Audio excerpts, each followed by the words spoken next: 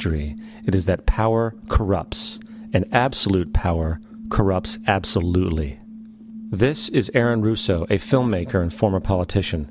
To his left is Nicholas Rockefeller of the infamous Rockefeller banking and business dynasty. After maintaining a close friendship with Nicholas Rockefeller, Aaron eventually ended the relationship, appalled by what he had learned about the Rockefellers and their ambitions. I got a call one day from an attorney woman I knew, and she said, "Would you like to meet one of the Rockefellers?" I said, "Sure, I'd love to." And we became friends, and he began to divulge a lot of things to me.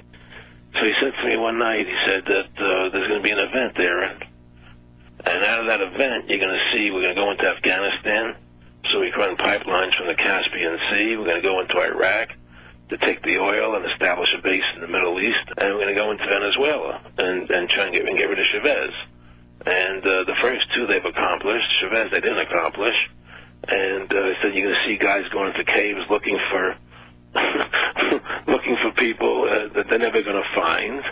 You know, he was laughing about the fact that you have this war on terror. There's no real enemy. He's talking about how by having this war on terror, you can never win it because it's an eternal war. And so you can always keep taking people's liberties away. And I said, how are you going to convince people that this war is real? He said, but the media. The media can convince everybody it's real. I mean, you know, it's just that you keep talking about things. You keep saying it over and over and over again, and eventually people believe it. You know, you created the Federal Reserve in 1913 through lies. You create 9/11, which is another lie. Through 9/11, then you're fighting a war on terror, and now all of a sudden you go into Iraq, which was another lie, and now they're going to do Iran. You know, and it's all one thing leading to another, leading to another, leading to another. Now, I would say to them, what are you doing this for? What's the point of this thing? You have all the money in the world you ever want. You have all the power. I said, you know, you're hurting people. It's not a good thing. And he would say, what do you care about the people for? Take care of yourself and you take care of your family. And then I said to him, what are the ultimate goals here? He said, the ultimate goal is to get everybody in this world chipped with the RFID chip and have all money be on those chips and everything on those chips. And if anybody wants to protest what we do or violate what we want, we just turn off their chip. That's right, microchipped. In 2005, Congress, under the pretense of immigration control and the so-called war on terrorism, passed the REAL ID Act, under which it is projected by May 2008, you will be required to carry around a federal identification card, which includes on it a scannable barcode with your personal information.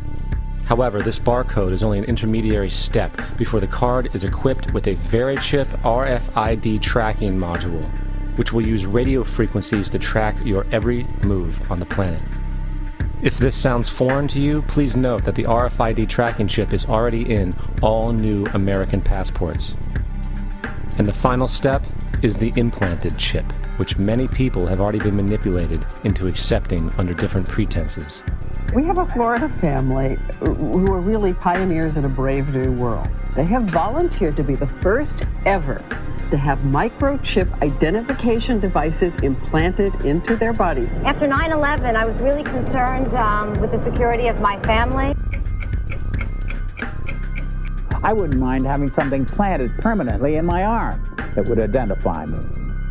In the end, everybody will be locked into a monitored control grid where every single action you perform is documented. And if you get out of line, they can just turn off your chip, for at that point in time, every single aspect of society will revolve around interactions with the chips. This is the picture that is painted for the future if you open your eyes to see it. A centralized one-world economy where everyone's moves and everyone's transactions are tracked and monitored, all rights removed. The most incredible aspect of all. These totalitarian elements will not be forced upon the people. The people will demand them. For the social manipulation of society through the generation of fear and division has completely detached humans from their sense of power and reality. A process which has been going on for centuries, if not millennia. Religion, patriotism, race, wealth, class, and every other form of arbitrary, separatist identification and thus conceit has served to create a controlled population, utterly malleable in the hands of the few. Divide and conquer is the motto, and as long as people continue to see themselves as separate from everything else, they lend themselves to being completely enslaved.